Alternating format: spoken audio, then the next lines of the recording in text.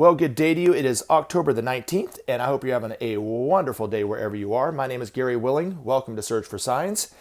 And I just like to do two things before I start the video. First and foremost, I want to welcome you to Search for Signs, especially if this is your first time listening to these videos. But if you've heard these videos before, welcome back.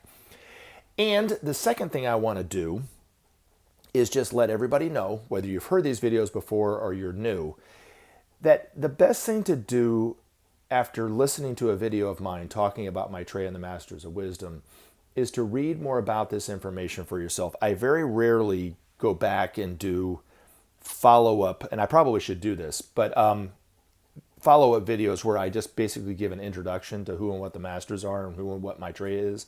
But in the meantime, until I do, the best thing to do is to read more about this information for yourself. And if you go to the Share International site, link is at the very top of the description portion of this video, you can read more about this incredible story for yourself, and then you can see if there's any truth to this for you. And all the information on all the websites that I posted in the description portion are free. So please take advantage of it at some point. Now, you want to come back and join the discussion? Let me know what you think. Post a comment. You can also ask a question by posting your question in the comment section, or you can get that question to me by emailing me at searchforsigns@mail.com. All right. And I had some wonderful questions and some wonderful comments that I want to get into. All right, now Rico, what did you ask me? When you say God, do you mean, I'm assuming you mean Sanat Kumara, but you put Samara Kumara. Anyway, and then you said, hi, Gary. Well, I'll throw that hi back to you, Rico. How you doing, Rico? When I say God, I'm not talking about Sanat Kumara. Now, who is Sanat Kumara that Rico is asking about? In the Ageless Wisdom Teachings, the Masters elucidated on a being that has parked itself here for the last 18.5 million years. But Sanat Kumara is one of the 7 great Kumaras, or Kumars maybe, in our solar system. Very, very, very, very advanced beings. And this particular being came from Venus. And 18.5 million years ago is when we started to incarnate as human beings out of the animal kingdom. And it's been said by one of these masters, if it wasn't for this particular being here, because of the materialism on this planet, we would simply, at this point in the game, we would not be where we're at today. We would be the equivalent of cavemen and women. That's how just the presence of this being has affected the consciousness of humanity. And this particular being will be here for quite some time to come. Millions of years from now, I guess, will be the next time, the time that it will be able to leave. But it's working hand in hand with the planetary logos on our planet, which is the being that ensouls this particular planet and is considered to be kind of an intermediary between the planetary logos and humanity. Now, there's a lot of, I think, misinformation coming from people who claim to channel this being. This being itself does not channel through any one of humanity. In fact, I don't even know if this being would even be able to overshadow any of humanity because it's so advanced and so pure. But at the moment, according to the, and I guess while it's here, it's on Shambhala, or in Shambhala, which is in, the Gobi Desert, kind of where Mongolia is and Tibet and that area, I guess. I don't know the exact location of Shambhala, but it's in the desert area of that part of the world on the etheric plane. So you couldn't just walk up and see Shambhala itself. But anyway, from our point of view, it is true to say that Sanat Kumara is a god, not the God, not the God of all time. But in the Bible, there's plenty of names for Sanat Kumara, but one of them is the Ancient of Days, or the Youth of Endless Summers, I think is the other name that is in the Bible that is attributed to Sanat Kumara. Now, the God that I'm referring to is the God that Maitreya is going to teach humanity how to realize, because it's really who and what we are. It's what we all share. So from the lowest level of consciousness to the highest level of consciousness, there's something that is allowing all this to exist. Now, from a point of view, it could be nothing. There's this kind of universal nothingness that allows everything to exist, the space between everything.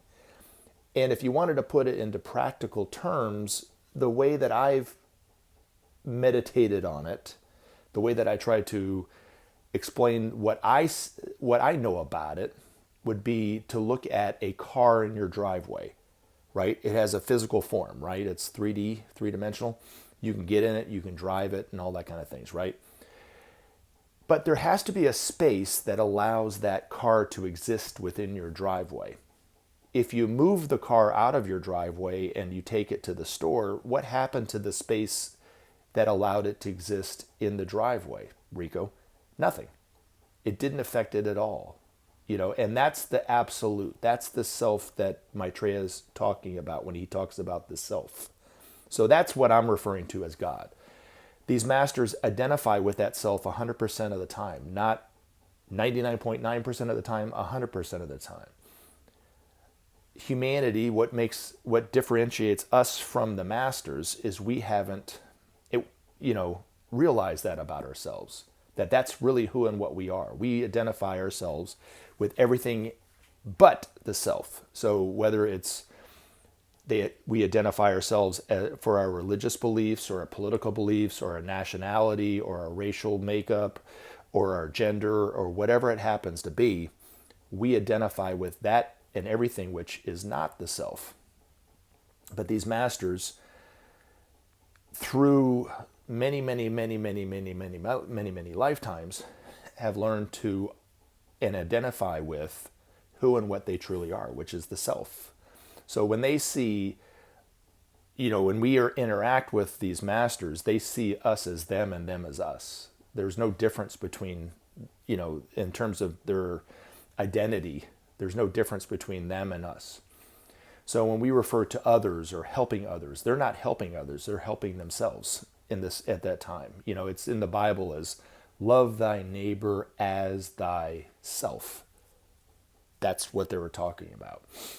Hopefully that answers that question. So, really, let me just kind of tie it up, because I think there's a couple more things I want to say about this. But Maitreya is going to introduce a teaching, which he already has, but he's going to introduce it to all of humanity for us to do, whether it's daily, weekly, monthly, or, better would be as often as you possibly can do it, to use honesty of mind, sincerity of spirit, and detachment.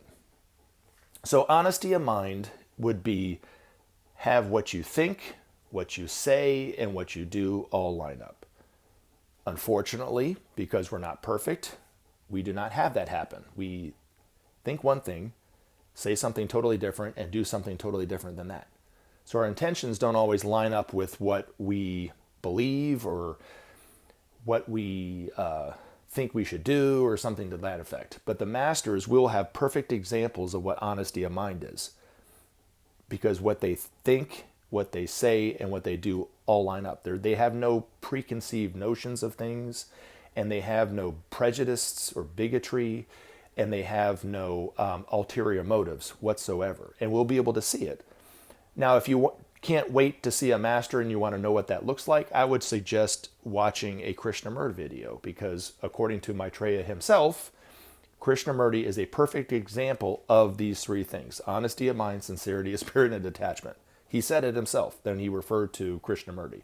So I definitely recommend it. And there's a link in the description to watching a video, with Krishnamurti and him talking and those kind of things. Now, the second thing, the sincerity of spirit, Maitreya says, it's like having a heart-to-heart conversation with a loved one, where you just kind of lose track of time. You kind of almost lose track of who you are, and you're just kind of there listening to them. They're maybe listening to you, or vice versa, and you can just kind of be in the moment. The other thing you could do is to serve. You lose yourself in that same way. You not lose yourself, that's the wrong term. Excuse me, let me go back. You lose your identification with your individual self, and you start to identify with everything that's around you, and you kind of lose that sense of individuality, and you become more looking at yourself within the world. Does that make sense? You can get it by, let's say, painting, but you can also get it by or playing music, but you can also get it by listening to music or looking at a painting. So if you find yourself in a museum and you're just looking at a painting, perhaps of one of these masters like Leonardo or Rembrandt or Titian or El Greco, and you just lose yourself into that painting and you're just looking at it, that's kind of the same thing as sincerity of spirit. Or if you're listening to music that you love and you just lose all track of the troubles that you have and the work that you need to do or whatever, and you just are in the moment listening to that music, it could be said as the same thing as sincerity of spirit. So honesty of mind, sincerity of spirit, and then when it comes to detachment, this is something that needs to be done moment to moment in order to master it. You can't just do it once a week and, okay, I'm detached, and then everything like this. But when you start to identify with, when you see that your identifications are incorrect, okay, right? So you identify with yourself as a man living in the United States with a certain set of political beliefs and religious beliefs, for example, and that's how you identify yourself, and everything in the world is related to that. You're better than that person because you have more money, or you're not quite as good as that person because you're not as educated as that person, and so forth. And we all do this. We all compare and contrast ourselves with other people. We are not identifying with who and what we really are, which is the self, which is that self that allows all things to exist. So if you were on this planet and then you could somehow teleport yourself instantaneously to the other side of the known universe, you're still within that self. You can't get away from it. There's nothing that in the universe, whether it's known or unknown or as far away as you could possibly be from where you are today, that is not a part of who and what you are. And we all share that. So that's why the masters have no ego. They have no sense of superiority, because they identify themselves 100% of the time with the self. And we can do it too. And that's what Maitreya is here. That's one of his central teachings, which is honesty of mind, sincerity of spirit, and detachment. That's what I'm referring to when I refer to as God. So hopefully, and this Sanat Kumara shares that same divinity too. He's just manifesting it on a much higher level than we are. So anyway, hopefully that answers that question. All right, Changstein. He said Stein. This is flawed in its premise.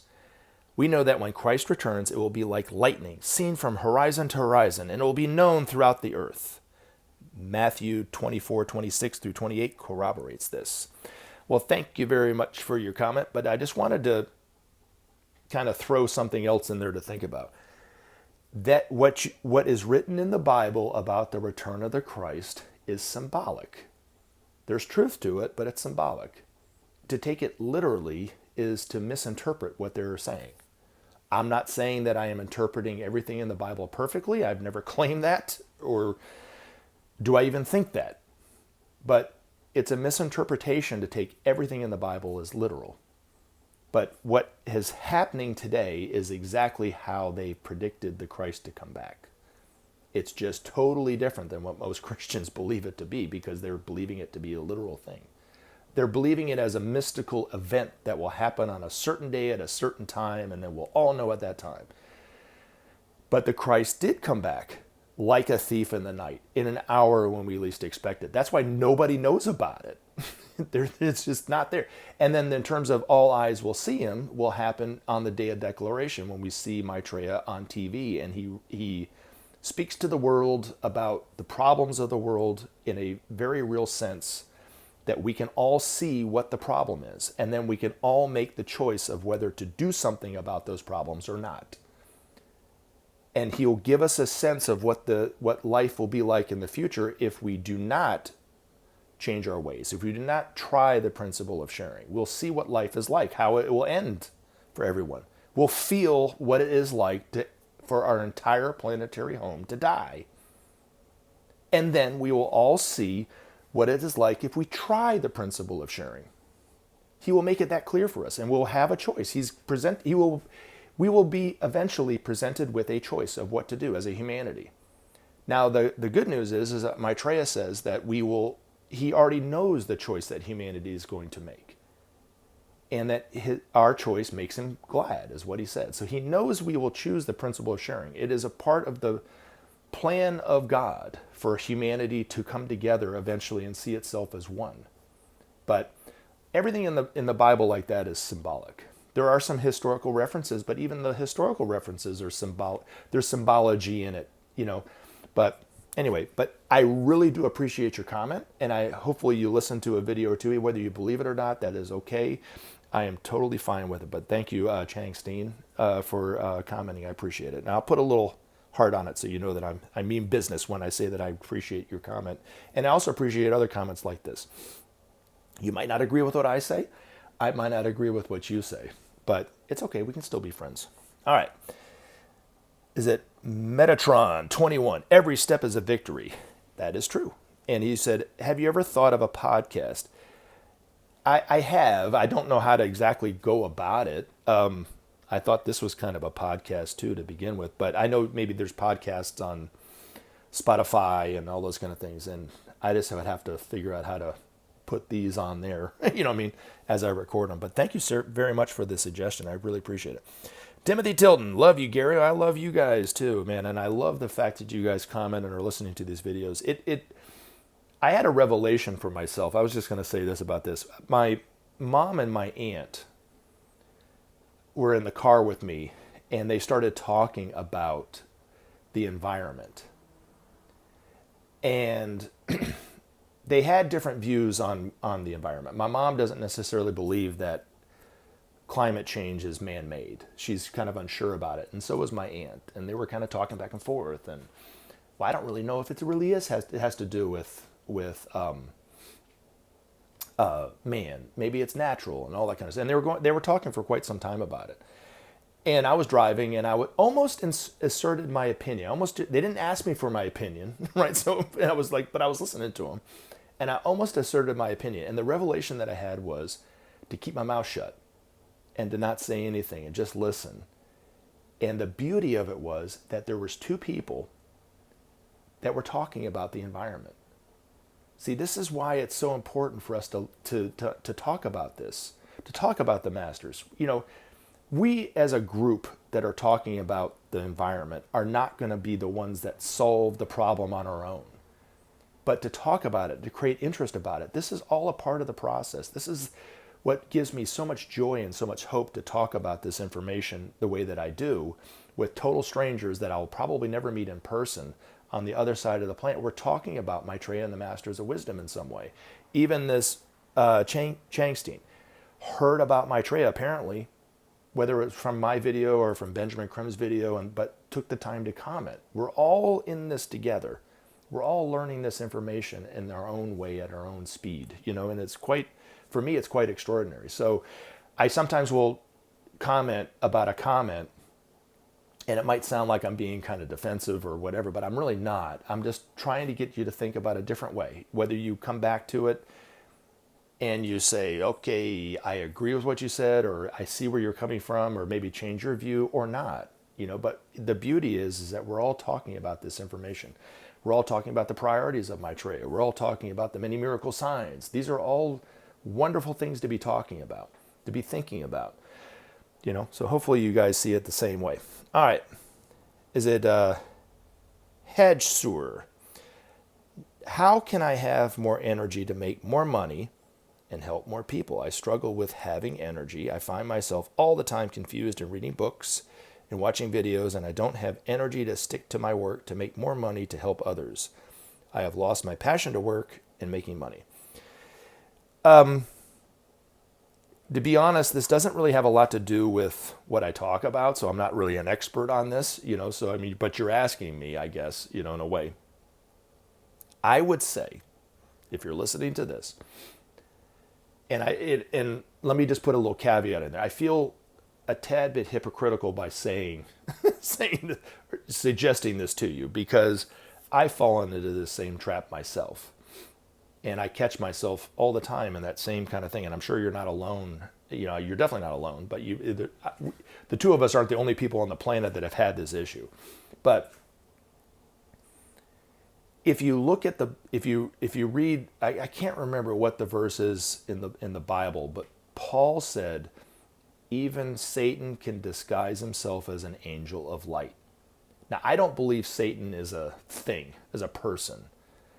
I believe he was talking about selfishness, the selfish nature of humanity. I think that anytime it was written in the Bible about the devil or Satan, they were talking about the symbology of the selfish nature of all of us. So even the selfish nature of us can be disguised in a way that it looks like we are doing some good, right? And we're all guilty of this. So I'm not singling you out, but you asked me about this. The desire to make money to help others. This is the problem that I've had numerous times in my life, right? To want to make more money to help others.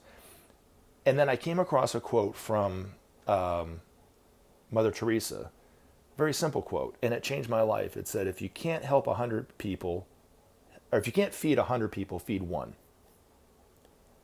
You know, you don't have to make a lot of money to help others. You can do it now, you know, on a day-to-day basis, on a organic basis. It doesn't have to be, okay, I need to make this much money to do this, to do that, to do this. And that might be where you're losing your passion. Because obviously you have a concern about people and other people, right? I mean, that's what you're talking about, right? You want to, and you think that you need to make more money to do it, you know? But Mother Teresa didn't have a lot of money. She didn't have any money, right? And yet she helped people, right? I don't have a lot of money, and I'm trying to help people, right? And there's times when I'm walking down the street and a homeless person will come up and, hey, can I have some money? And if I have the money, I'll give it to them. If I don't, I say, I'm so sorry, I don't have the money right now, right? You got to be free to be able to help people or not based on the situation, you know? But I don't think you really need to waste your time trying to make money to help people. If you need more money for yourself, then make more money for yourself. And then eventually, if you want to share, then you can share. You know what I mean? Does that make sense? And then in terms of the lack of energy, I fall into this trap too. You know, you just go down this rabbit hole of videos and information and so forth and so forth and so forth. I would say if you want to get your energy back, take a break from it. Consciously, don't go on the internet. Get outside. Get some energy. Feel the wind on your face as you're walking down the street. I do this all the time to kind of rejuvenate myself. You know, thankfully I have a wonderful dog that I can go out and I can throw the ball with her and I just tune out life, you know, all the problems that all the news, everything. And I can just kind of be there for her and see her joy and those kind of things. If you have a dog, do that. You know, if you don't, get out and walk and enjoy nature. You know, it's the honesty of mind, sincerity of spirit, that part, the sincerity of spirit, you know, sitting down, being quiet, you know, that will all rejuvenate yourself, you know. And then the other thing too that creates a lack of vitality in all of us is the pollution out there. So there's some parts of it that is a global problem. One might even say world karma, because we're all harming the environment. And it's all coming back to us in the fact of lack of vitality, disease, and all sorts of things, right? And the best thing to do is to, you know, think about when Maitreya tells us about the problems of the environment, to be ready to do what he suggests to do to solve the problem. There's a solution to the problem. We just have to do it. You know, I don't personally know what the solution is, other than the fact that when we were all locked down during COVID all around the world, how clean the environment got and how quickly it got, and how my vitality improved just because of that, even though we were going through this situation of this disease, right? But yet at the same time, it cleaned the environment up, you know, and that was the positive to it. But anywho, hopefully that does help. You know, the other thing too that does create a lack of vitality, I think, in people's lives is the lack of hope. You know, and so if you're new to this information, I suggest you read some things on Share International. Start looking into some of the many miracle signs, you know, read some more about Maitreya's priorities. Maybe it isn't about making money. Maybe it is about serving humanity in a different way for yourself and that kind of thing. But if you're serving humanity in the right way, you have the energy to do what you do, and you wouldn't feel drained. Usually when you feel drained doing something, it's probably the wrong thing that you're doing. You know what I mean? Does that make sense? But hopefully that helps. And like I said, I'm not judging you. I'm not thinking that I'm doing it and you're not, because I find myself doing these things all the time and I have to kind of check myself too. But anyway, thank you very much for the question. All right, Anthony, you said, "Hi, Gary. I remember you sharing your experience with receiving practical help from the hand of Maitreya. Are there requests that are too practical or inappropriate? Can you provide examples of appropriate and inappropriate requests?" Yes, I can. Asking Maitreya to have your hair grow back on your head. I'm kidding. No, I mean, I always joke around and say that, but that's not going to work. Look at it like this, Anthony. I guess the simplest way that I would say is, one, he's not going to infringe your free will, or especially other people's free will, in order to help you out. Does that make sense? So for instance, if you were in love with a woman and she didn't really love you back, and you said, "Hey, Maitreya," you looked at the hand of Maitreya, "I want her to love me the same way that I love her," it's not gonna work, because he doesn't infringe upon, that's the rule. He does not infringe on people's free will, yours and everybody else's. If it's not an infringement on your free will, then he'll help you as much as he can. We still have to do it, but and he can help in that way. Does that make sense? But, I can't say what's practical and what isn't, because Ben even said this himself. He said that there was a woman in the group somewhere, that I didn't know this woman, that needed a specific amount of money. It was like $20,000 or 25 grand or something like that. And she came to him and she said, "Look, will it work with this?" And he said, "Just be specific. The more specific you are, the more he knows what you want and how he can help you." So she asked the hand of Maitreya for a specific amount of money.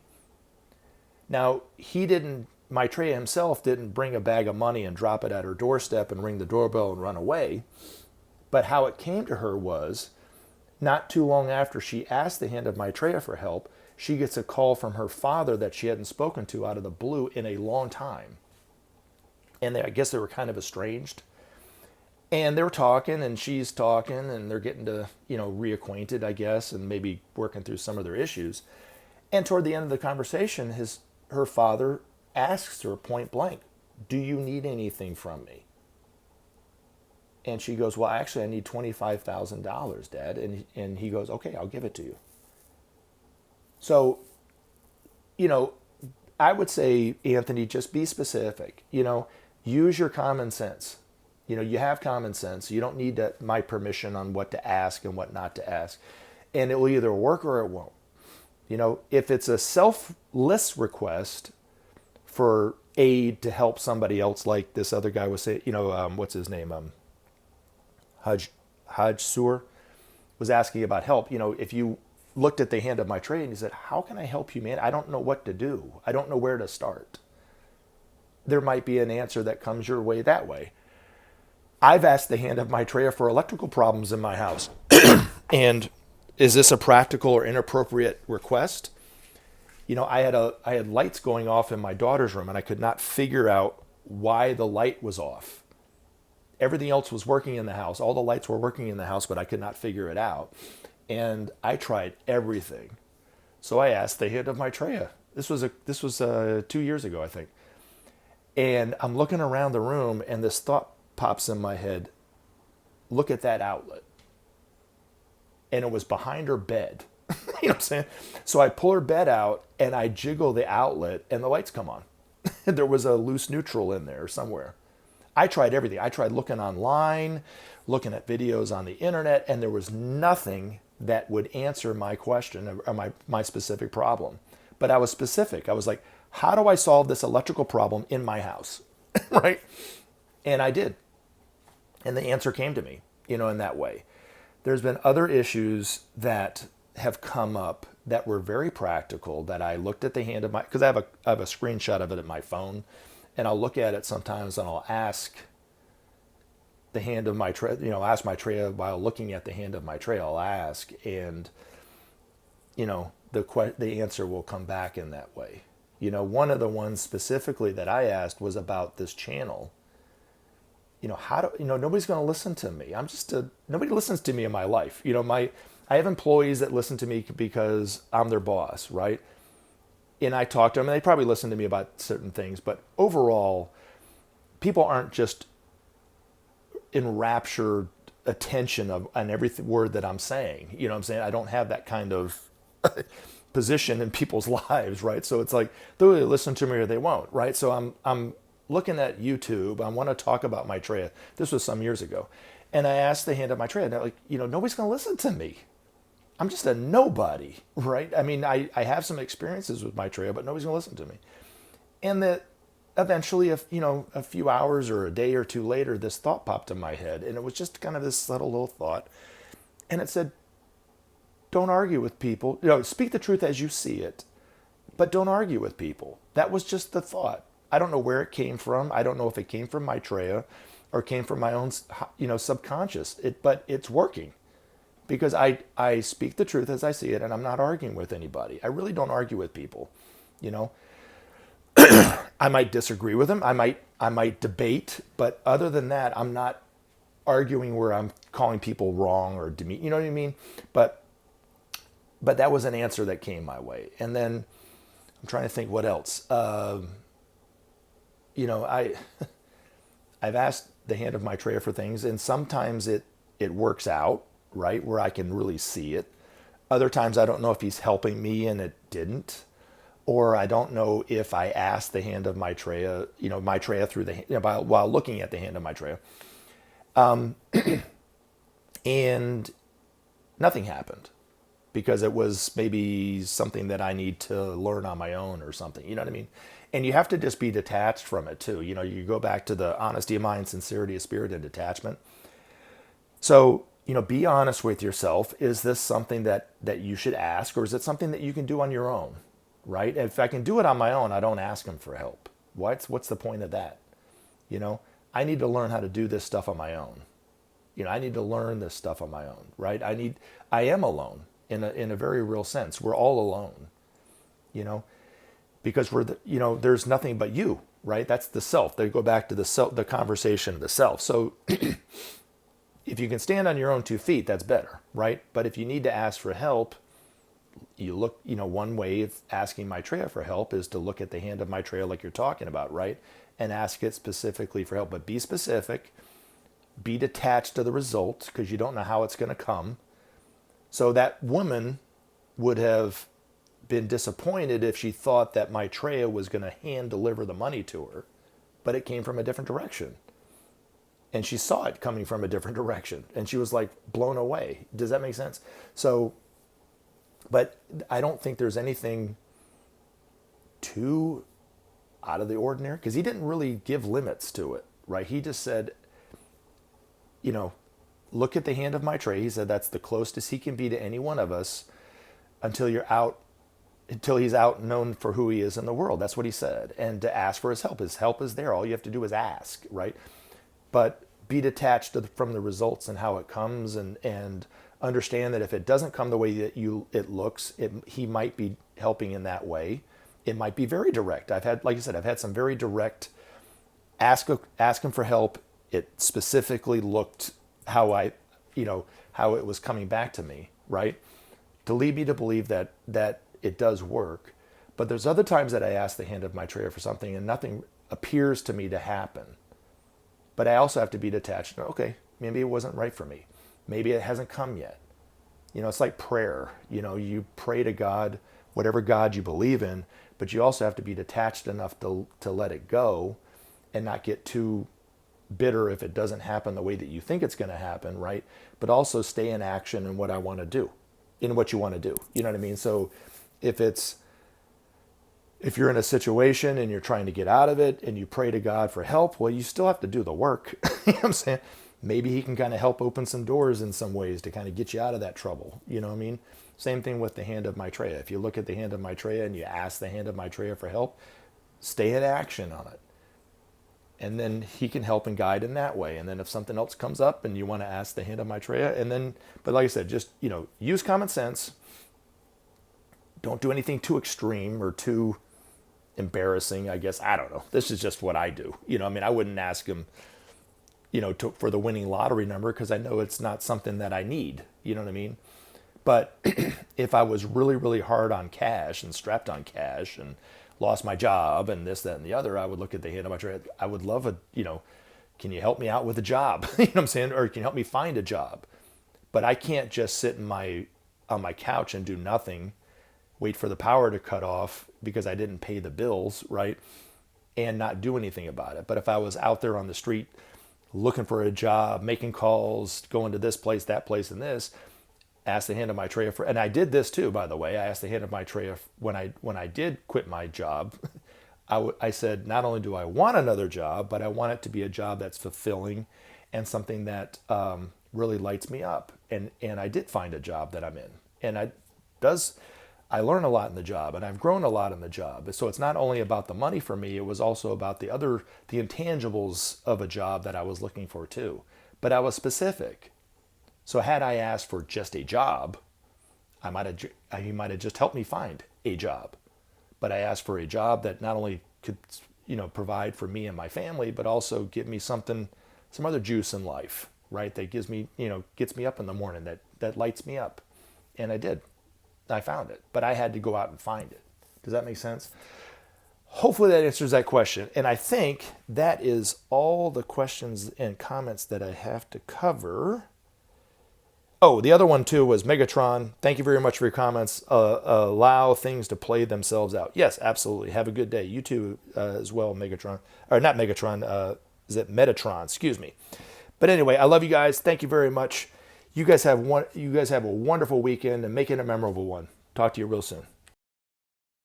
Remember to take action and help SOP save our planet.